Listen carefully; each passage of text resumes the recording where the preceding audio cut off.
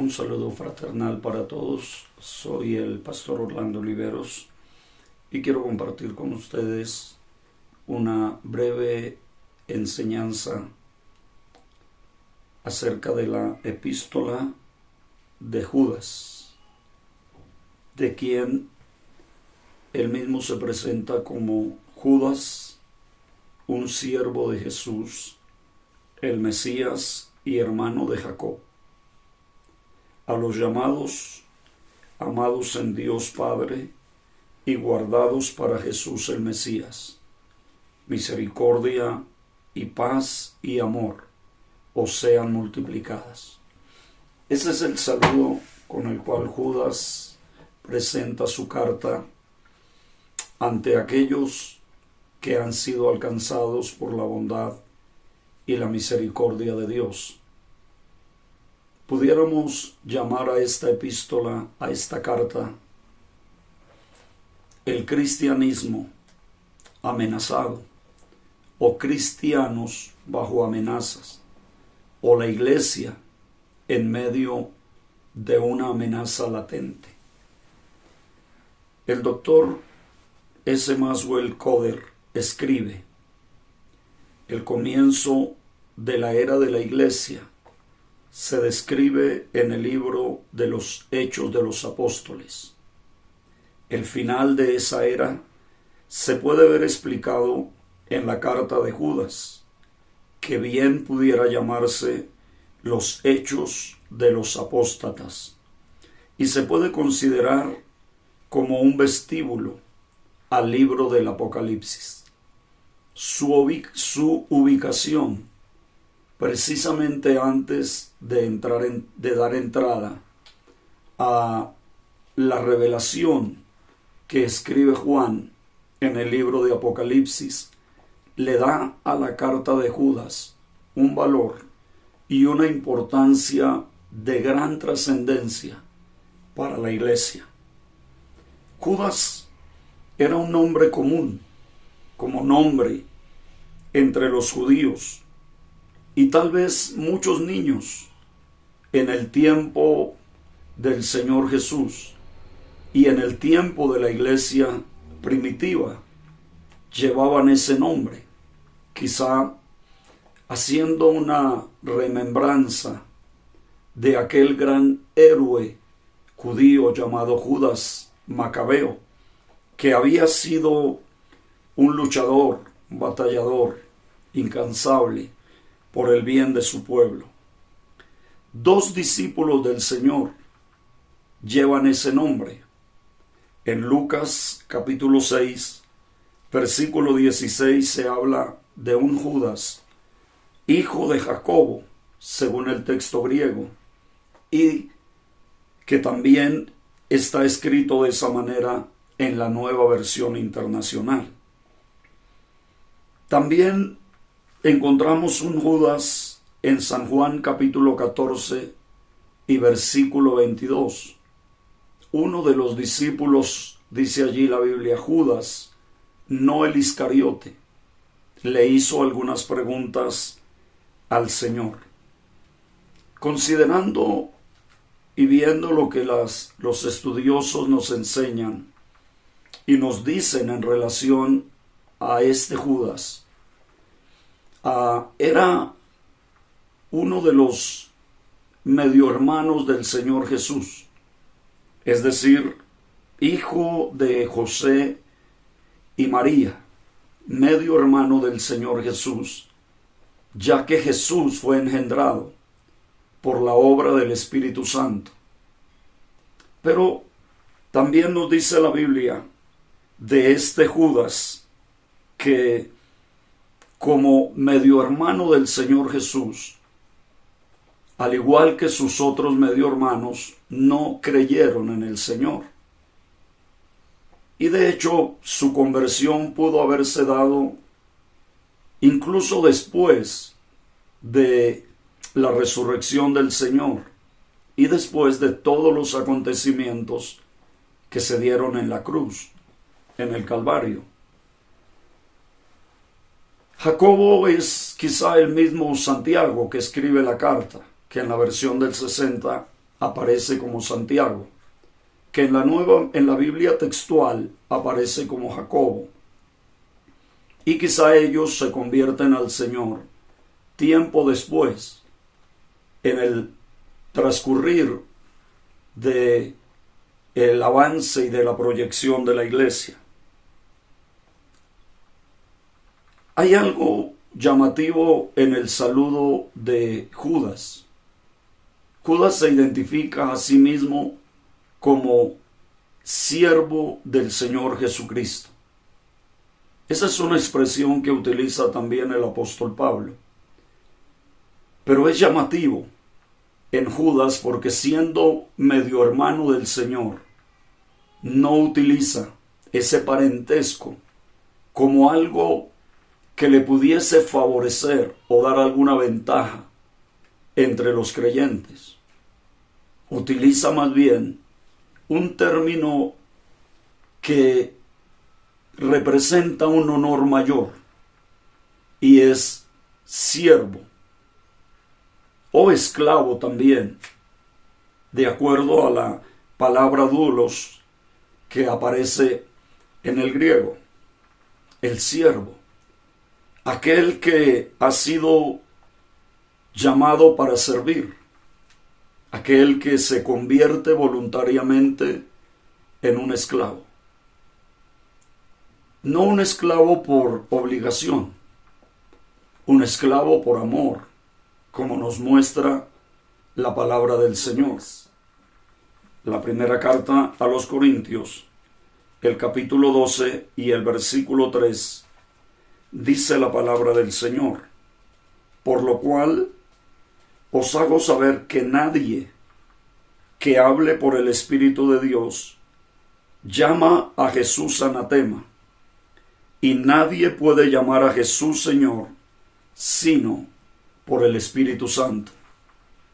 De tal manera que cuando Judas se presenta como siervo, está reconociendo al Señor, a Jesús, como su Señor, como el dueño de su vida. Y Judas se ubica en la condición de esclavo, en la condición de aquel que está siendo gobernado, que está siendo dirigido por ese Señor, por aquel a quien únicamente se puede llamar Señor por el Espíritu Santo. También encontramos en la primera carta a los Corintios, en el capítulo 4 y en el versículo 1.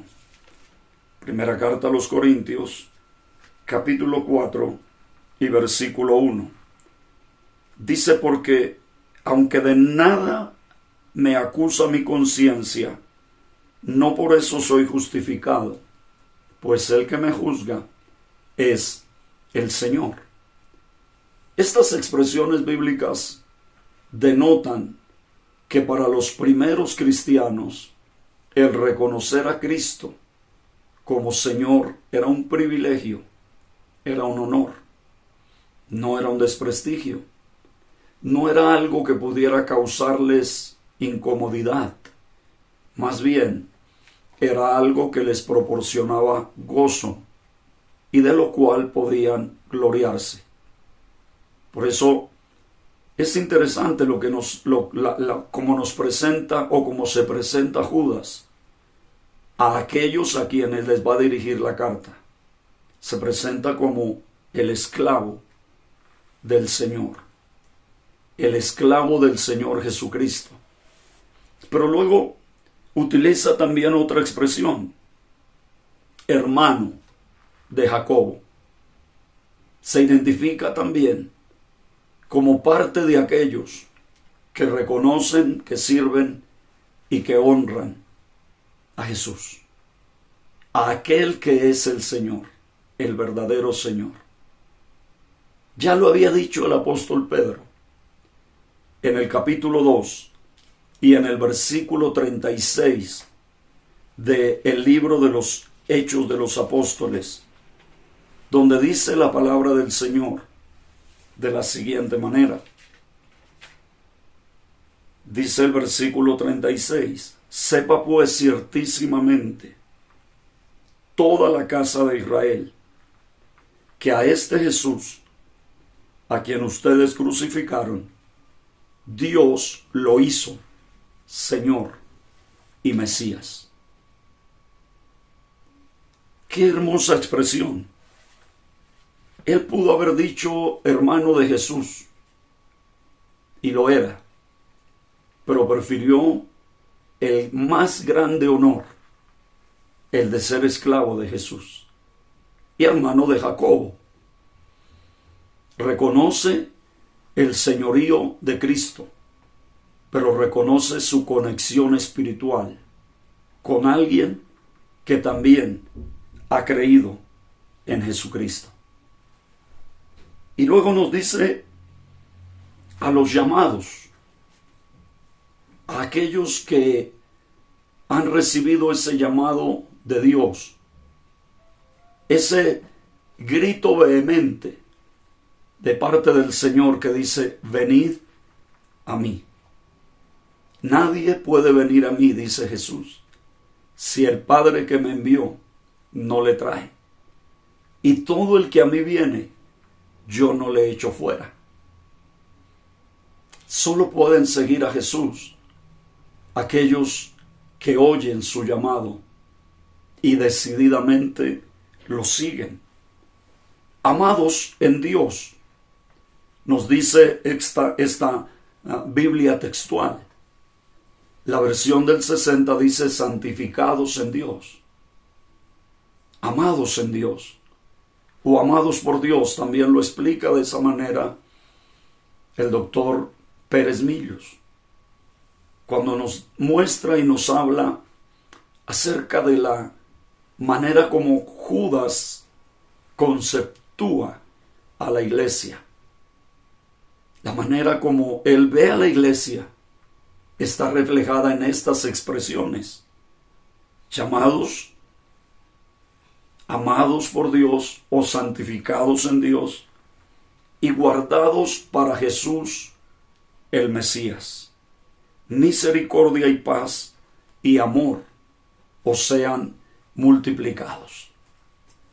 Le añade algo a la expresión propia del apóstol Pablo: gracia y paz a vosotros.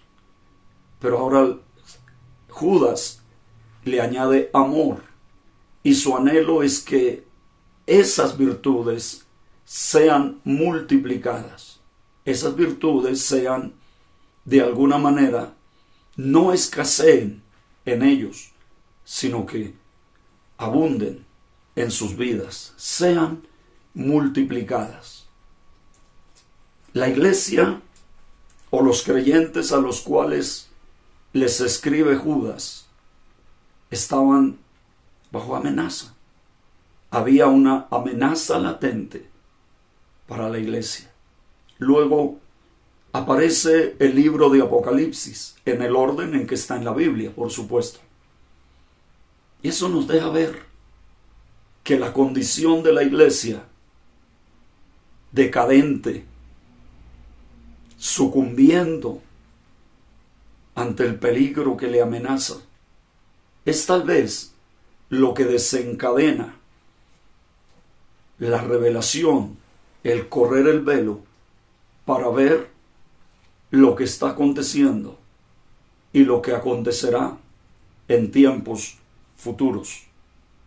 Pero el tiempo no nos da para hablar mucho acerca de esta hermosa carta, que tiene unas expresiones muy vivas, muy propias del idioma griego, del koiné.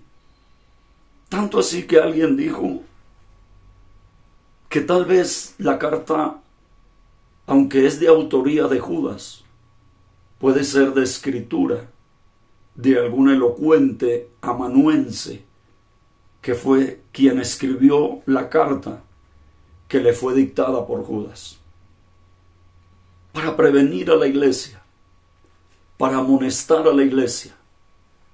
Por eso es que Judas dice que contendamos ardientemente por la fe que ha sido una vez dada a los santos. Pero termina esta maravillosa carta en el versículo 24 con una declaración muy esperanzadora. Y aquel que es poderoso para guardaros sin caída y presentaros delante de su gloria con gran alegría. Lo que nos alienta y lo que nos motiva es saber que por todas las situaciones que pase la iglesia y que viva la iglesia, siempre encontrará la fortaleza del Señor para seguir adelante. Aquel que es poderoso para guardarnos sin caída y presentarnos sin mancha delante de Él con gran alegría. Que la enseñanza de la palabra bendita de Dios nos dé la fortaleza, el ánimo para contender ardientemente por la fe. No para contender con la fe, sino por la fe. Es la defensa de la fe lo que nos inspira y no la imposición de la fe a otros. Es perseverar en lo que ya tenemos y no imponerle a otros lo que tenemos nosotros. Que Dios nos ayude, que Dios nos bendiga y que la gracia de Dios nos fortalezca siempre.